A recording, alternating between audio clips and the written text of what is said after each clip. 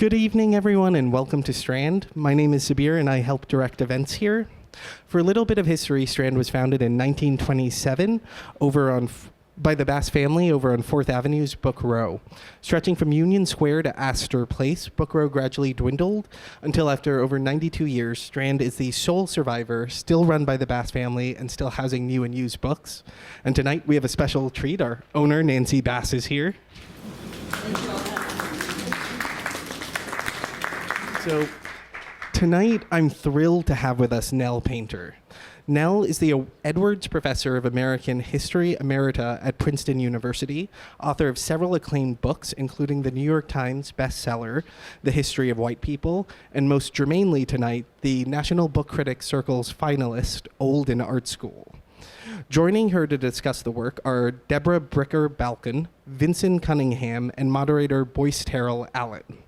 Deborah is an independent curator and writer who has mounted several exhibitions for international museums and published numerous award-winning books, including Philip Guston's Poor Richard and Abstract Expressionism. Vincent is a staff writer and co-theater critic for The New Yorker, a former White House staffer, and an MFA writing professor at Sarah Lawrence College. Boyce is the host of the Strand's podcast, The Strandcast, an author and musician with 3 books of fiction, an anthology of multicultural fiction, and poetry under his belt. I'm thrilled to have this diverse group of talent here with us tonight, so please join me in giving them a round of applause.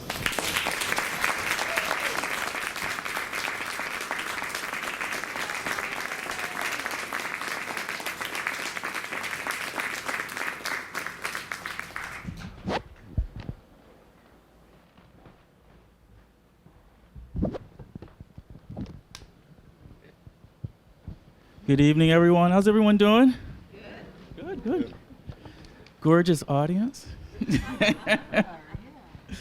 So we have a lovely panel tonight to celebrate the paperback release of Nell's book, which I'm so excited to do tonight. And my question was, as I'm reading the book, the first thing, when did you decide to write a book? When did I decide to write a book?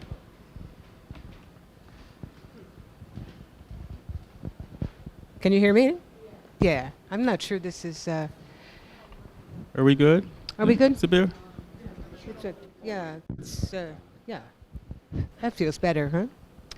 I decided to write a book because people kept asking me when I was starting to think about going to art school, probably back at Princeton. And they said, geez, what's it going to be like? Tell us, send back reports. I said, okay. So that was probably 2006, Okay. Around in there. Okay. Yeah. So as the events are happening, are you thinking this is going to be great for a book? Oh, this is awful, but this is good for a book. I didn't think that. But I did take notes. Mm-hmm. And I remember once after a particularly galling crit, and Corridon said, and she wasn't one to get pissed, she said, oh, I hope somebody's taking notes on this. And I said, somebody is. So in the prologue of the book, you talk about an artist, capital A. Explain that and how there was Teacher Henry, said you would never and be one. that's his real name, Oh, too. okay. No aliases? No, there are a couple of aliases, but not Henry. Okay. And Deborah and I were back at RISD. Deborah teaches at RISD. Mm-hmm. And Teacher Henry didn't come. Okay. But he said to me, you'll never be an artist. And he was so sure. But it was like there is this something, this kind of person who is an artist. Mm-hmm. And I said it's ontological. It's being. It's not becoming or acting that out or making the stuff or deserving to be seen that way or being paid for it. Mm-hmm. It was none of that. It was Okay. like you are or you aren't, and I wasn't. Okay. Was there any part of you that believed him? Yes. Okay. So what was that? Is that why it resonated with you when he said that to you? Like, Of course, I could have curled. I mean, I was pissed as I could be, and I knew enough to say, Henry, that is bullshit. I mean, I knew that. I knew that as someone who has taught, who knows what education is for, and knows its importance. That in your first year of graduate school, that's not the end of your life or the end of your work. I knew that, but I also feared that he was right. Mm. And did you have an idea how you might overcome that or push through that? At the moment, no. No, I mean, no. at that particular moment, no. And I remember in Seattle when I was doing the book tour for the hardcover, I was having a really nice conversation and, on stage. And in the questions, a woman said to me, you seem so self-possessed and brave and strong. How could you let him get to you? Did you really let him get to you? And I said, yes. And everybody in the audience, which was overwhelmingly female and of my demographic, understood. They all said, yes.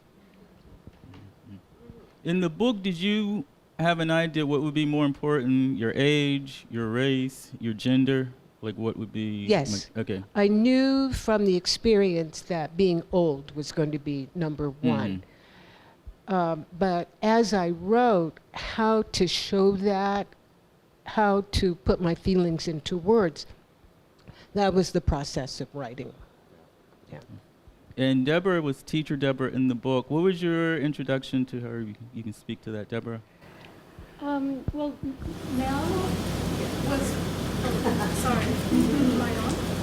Yeah, okay. So Nell was actually waitlisted for a class, a seminar that I occasionally teach at WISD that looks at the transit from late modernism to postmodernism and its aftermath. And she got into the class on the wait list. And I was initially very intimidated by having Nell in my classroom because I teach a number of critical texts that deal with the representation of race. And here I was about to have an expert join my classroom. And she was also, by the way, just about to embark on her book tour for the history of white people. And so she took that class, and midway through the semester, we became friends. Yeah. We would meet for dinner or for drinks afterwards. Drinks. And in the spring, she audited a class that I give also occasionally on artist writings. And what was your impression of her that she's returning at, a later age than most of your students? Well, most of the students, I teach a graduate seminar, so most of the students in my class are in their mid to late 20s. Although the class that Nell was in was very unusual.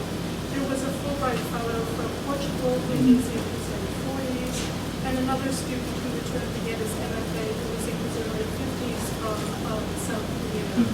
But I have to say it was probably one of the most exhilarating teaching experiences that I've ever had because Nell and these other two students really set the bar for conversation in class. How so? Well, they were very engaged in the text, and most of these texts actually... We did our reading. Okay. They did Yes. Unlike some others. Right? Okay. I was actually interested in that too. I was wondering, because you admit that so readily, that there was an element of trepidation on your end, and you talk about this like in an aside in the book that some of your friends said maybe there are people who are intimidated by you in your classes, but I wonder, you kind of like put that out there, but you don't really return to it. But I wonder if that's, in retrospect, was coloring a lot of the sort of more negative experiences that you had all the way through. I don't know. Well, what do you think you brought, like your bias coming into the school? I mean, making assumptions that, they're going to think this about me.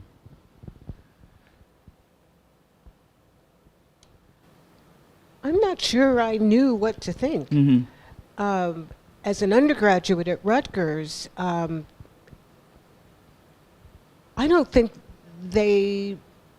my teachers who were graduate students, I knew that they liked having me in class because I would talk. I mean, the great thing about having a teacher in class is that we will ask questions where everybody else thinks, I should already know that, and I'm not going to ask the question because it's too stupid. And I would just ask the question, and they were so grateful. But the kids, the undergraduates, were just so full of themselves. It was wonderful. They were so self-absorbed. This is something that I took from them, the gift of being self-absorbed. And my dear husband will tell you that maybe I learned that a bit too well. So, but the kids were really, they were the undergraduates. I mean, these were, freshmen, basically. And then the older ones, like in my painting class, they were not as, they were a bunch of drunks, actually. They partied a lot. And they painted basements where people got shit-faced. And they painted their neuroses and their anxieties. So they were absorbed in self-absorbed in a different way. So I, as an undergraduate, I felt like a fly on the wall. As a graduate student, what did I think? Well, I can tell you what I knew about myself and sort of hearing as I got responses from the walls was, golly, I am the most academic person in the world, which happens to be true. Okay. I am the most academic person in the world. But I experienced that as a negative. That That's it it. separated you from. Yeah. Okay. I had fellow students try to put me down for wanting to talk too much about stuff or to be critical in the sense of critical thinking. But they saw that as critical, like being mean to men. Okay. Did you want to belong in that group of them? No. Okay. What? No, one of the great things about being old is you've done all those things already. You've seen all those things already. And, you don't want to do them again. And some things, on the fourth time around are just not engaging. Yeah. Plus, they could stay up later than me and drink more than me and all that. Yeah. I had a very busy life anyhow. Yeah. Did you actually have to find yourself explaining why you were in school to people? I don't think so. I don't think they cared. Okay. Really. Yeah. Well, talk about why you wanted to go back.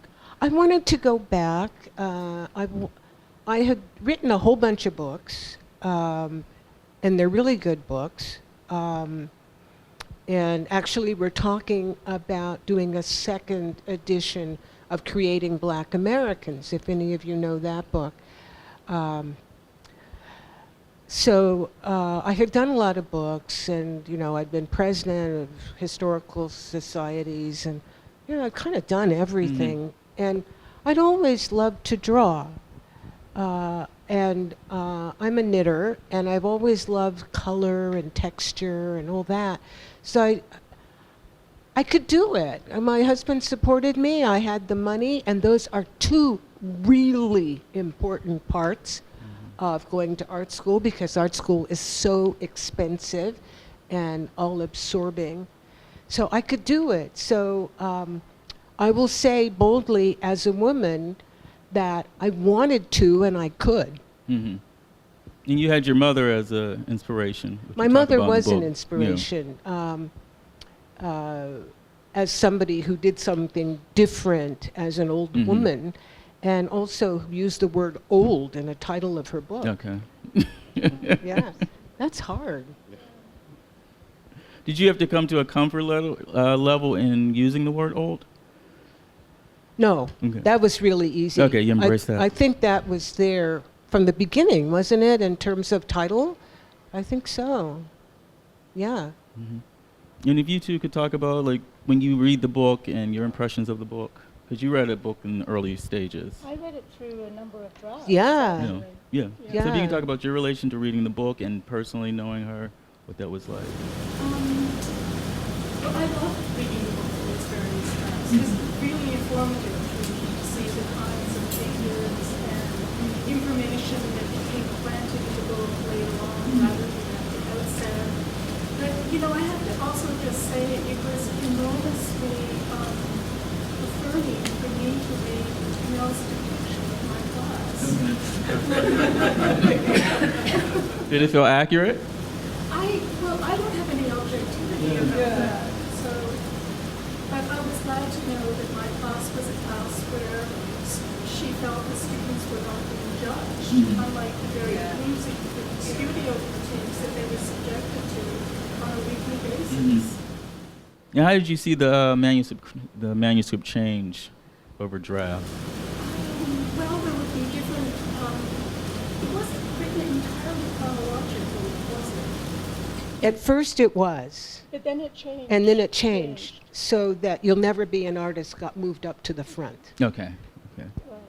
And Vincent, your impression of reading the book? One thing that I really loved about the book was how much you just mentioned you were a busy person as all the rest of this was happening, and you didn't sort of falsely make this idea of yourself as this like sort of monastic and like this person whose only relationship to the world is now this studio and this canvas, and it's like your dad's calling you, and that's tough, and also there are these other things that are really joyful, like I'm going down to Duke because I'm opening my archive, and again, like sort of fighting against that ontological idea of the artist as just a person who's instead you're a person in the world who and art is part of your life. I just wonder if as I was reading it, I was wondering how have you continued to navigate that bifurcation? You got a second edition of a book coming out and you're still Yeah.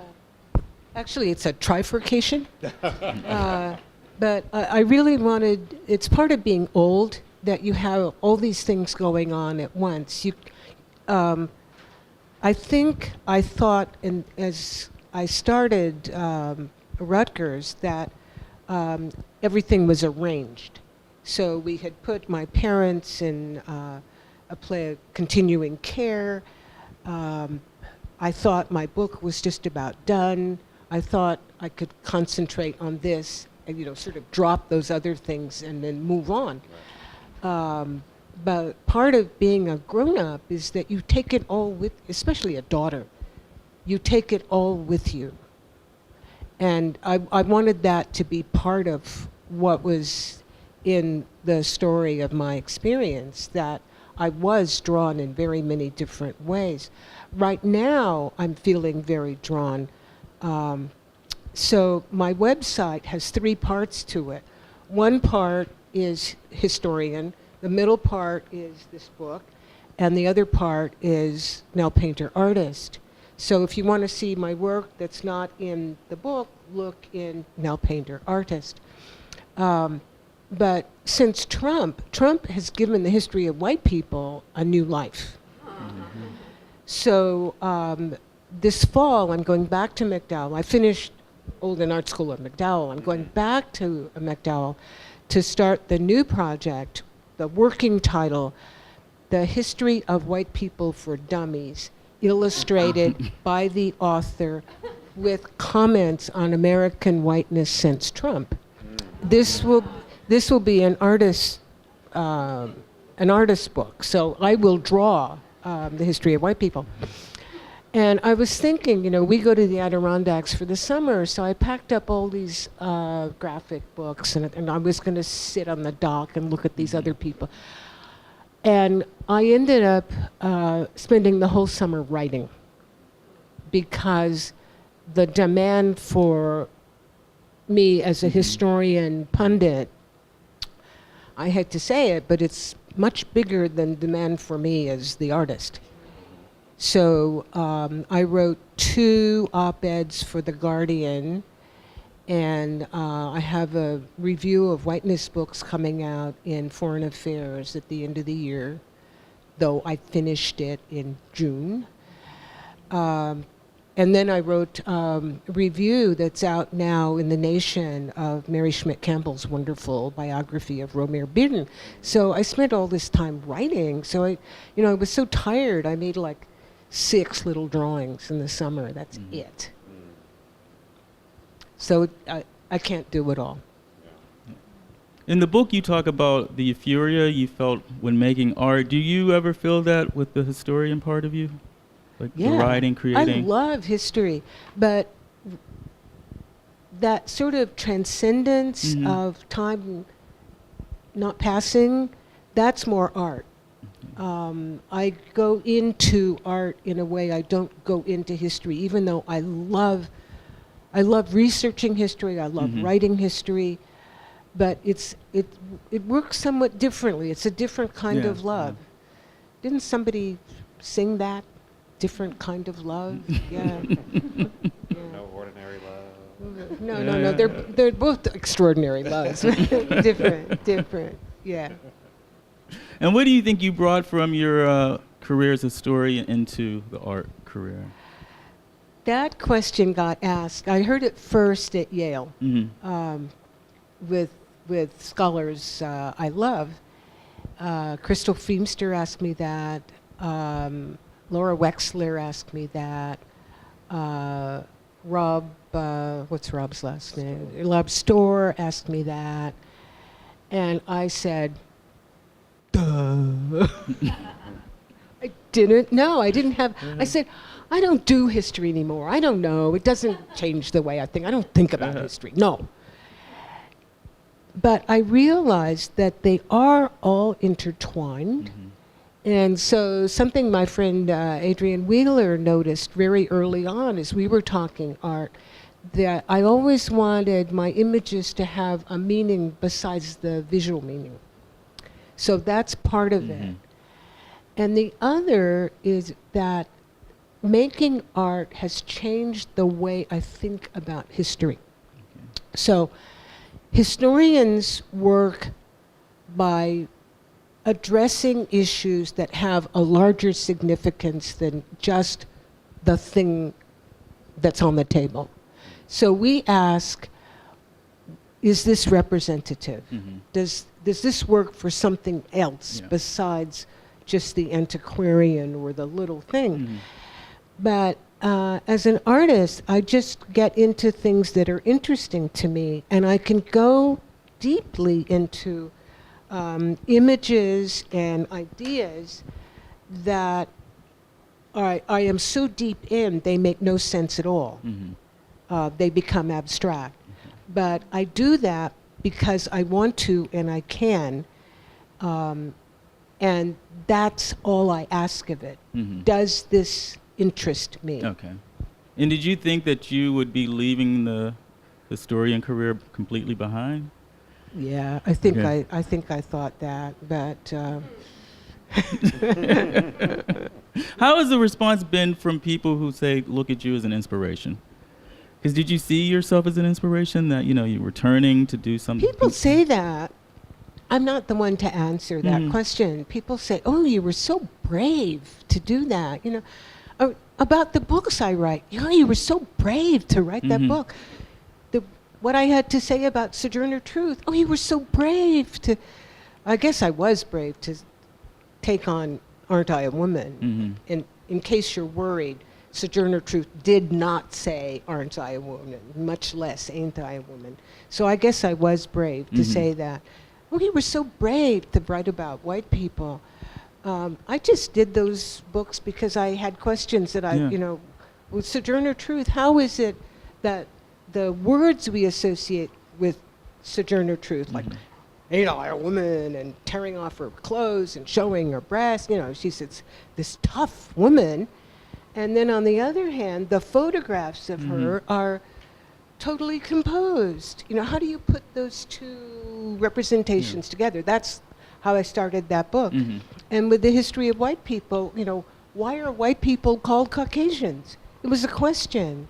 I just had was just asked to answer a series of questions for a French scholar who's talking about my book, and she says, "Did you write it as an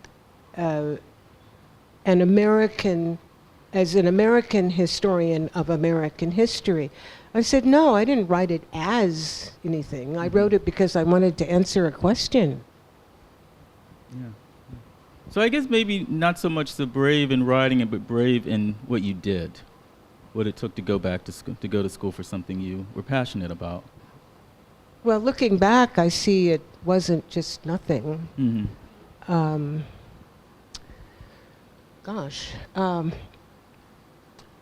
No, I don't feel brave. Mm-hmm. And I don't, even though people tell me I'm an inspiration, I don't feel like, I mean, it seems to me that that would be stepping up into a role or onto a pedestal, or, you see what I mean? Mm-hmm. Becoming somebody who I'm not. Mm-hmm. So, no, I don't Okay. feel that way. And what do you want people to take away from the book when they read it? Or Whatever they want. yeah, okay. Did you have an intention? Because you talk about intention in the book for your art.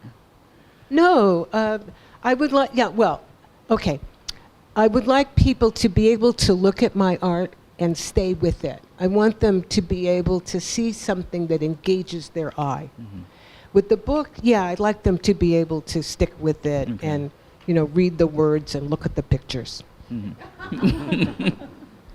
And did you ever feel like an artist after teaching here? When did you feel like an artist? Yes, I probably felt more like an artist before I started Uh-huh. graduate Okay. school. The saying is, who is an artist? An artist Mhm. is someone who makes art.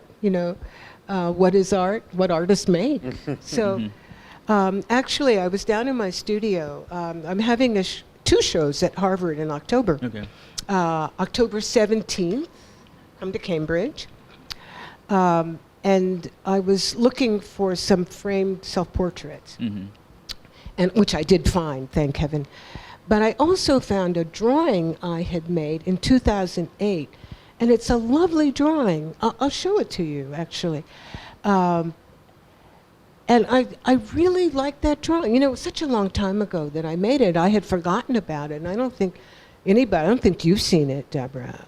It's in the back of it, I wrote New York Yankee. Mm-hmm.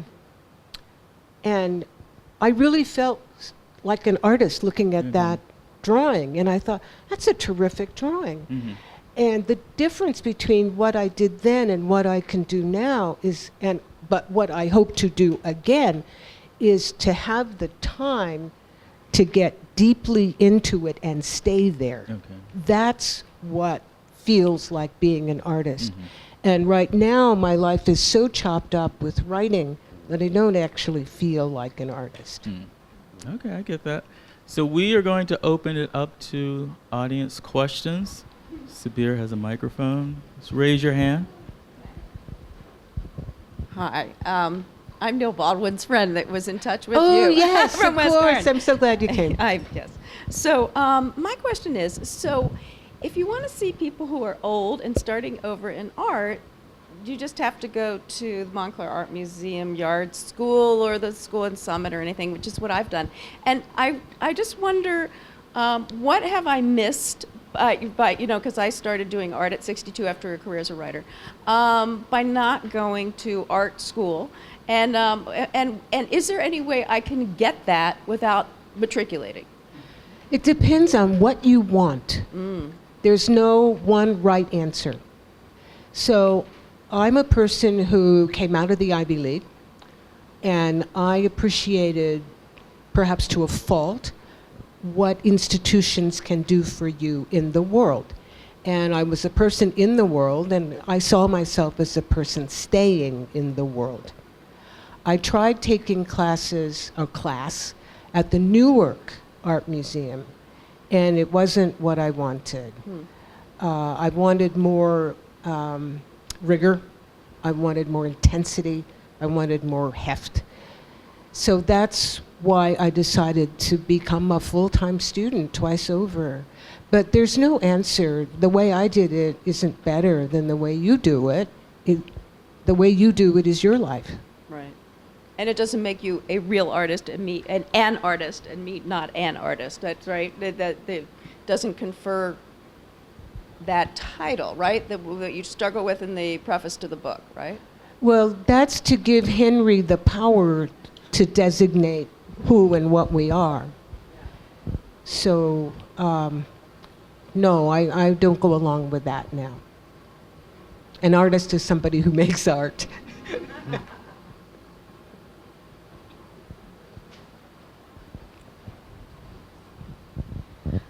I wonder how. I'm not going to ask how. I'm going to ask, But did your experience writing this book differ from your experience writing the books as an historian? And along with that, did your experience of yourself as a writer differ with this book and with the other books? Absolutely. The difference was stark. I could not have done it without my agent, Sarah Chalfont, holding my hand. She has experience taking people from scholarly writing to personal writing, and it was hard to do. I think I probably went through 5 drafts before I could open up some, and it really was about opening up a lot. So I didn't know that I could write what I ended up writing. So for instance, the chapter, I could not draw my mother dying, I could not write when I started. And the chapter, A Bad Decision, I could not write before I wrote it. It took a while. So being a writer of creative nonfiction for me has been, well, a full-time job, but of the other, of 3 that I have. But it's a different job from being a writer of intellectual history. So the distinction for you is really scholarly versus personal as opposed to history versus art. Yes. Okay. Yes. Yeah. Thank you. Yeah. I'm wondering whether there were things you learned in art school that you felt that you've needed to unlearn as an artist. Oh, yes. Well, I had a teacher named Donna who taught at RISD for many, many years without taking a break, and who was stymied in her own art because she kept hearing what people said about other people's work in crit. She kept hearing other people's eyes on her work. So the first thing is to take those eyes off your work. Yeah. And just, for me, it was hard to loosen up and to close my ears. I knew from the way I wrote as a historian, when I would write many drafts, that where you start isn't where you end.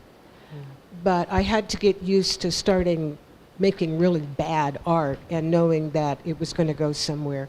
But also, interestingly enough, as I was going through my studio this afternoon, finding things that I had shoved aside as total shit and thinking, well that's kind of interesting.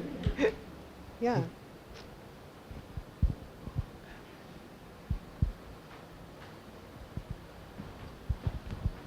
Did you ever, as a teacher, have students like you, older, trying a second thing, wondering if this is the right thing, wondering, am I wasting my time by going fully into the academic experience instead of just studying on my own? Well, there's several questions in there. So I remember at Penn, I had a couple of older women in classes, but they didn't express doubts to me. Or if they did, I don't remember them. At Princeton, we welcomed community people who were often old into our classes, and they could be very helpful. And I'll give you one example, which may sound strange, but started as a historian of the South at Princeton, and so I was talking about Southern society and the political economy, and trying to explain part of how slavery worked in economic terms. And I said one of the bad things about slavery for those who were enslaved is, well, they didn't have any wages and they didn't have any wealth. They couldn't get married and their kids could get sold away. But in economic terms, they had no vocational mobility. So if you got really good at your job, you couldn't go somewhere else and get better wages or a better situation. And there was a man who was retired, maybe in his 50s or 60s, who had been in business. And he raised his hand in this great big class, and he said, well, from the point of view of an employer, it works perfectly, because you can train somebody to do the job exactly the way you want the job done, and you know they're not going anywhere.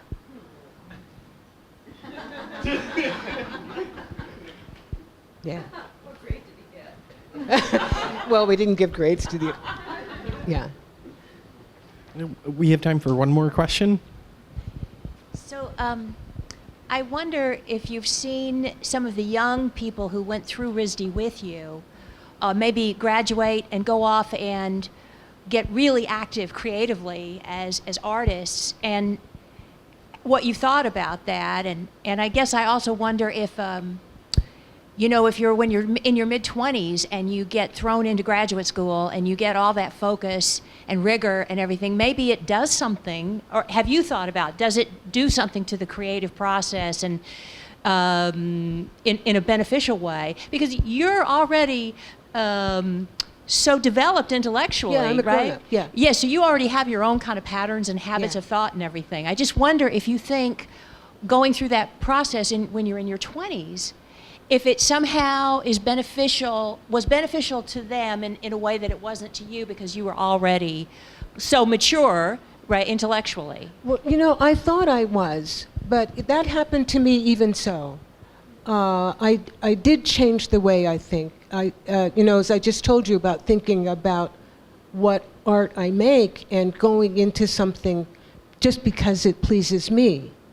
That was a very different way of sort of getting through. So I experienced some of that. I only kept up with one of my fellow students who's done very well, Anna in the book, RISD Anna. And I recently had an exchange in the Facebook Messenger from a student who was a year before me, who took me to task for lumping together Korean students and Korean American students. And she was right, I shouldn't have done. But I didn't have any conversation. So I said to her, it would have been great if we could have talked about this before I wrote the book or while we were there.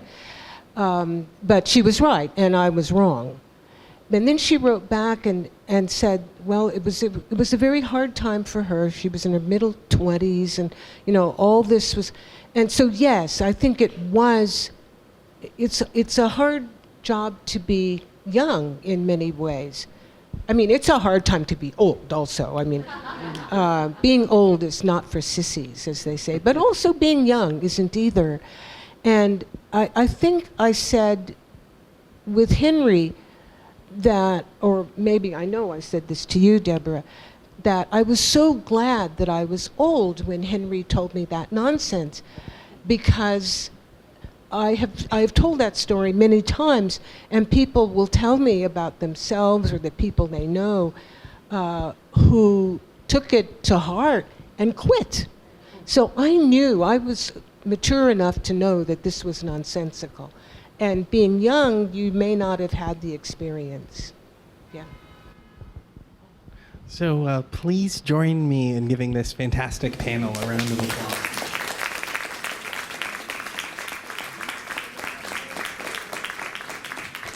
And if you have any last thoughts from the panel before we wrap up? No, I'm just glad to be here. Thank you so much for having me. Thank you. Yeah, this is wonderful. Thank you. This was a pleasure. And again, a round of applause.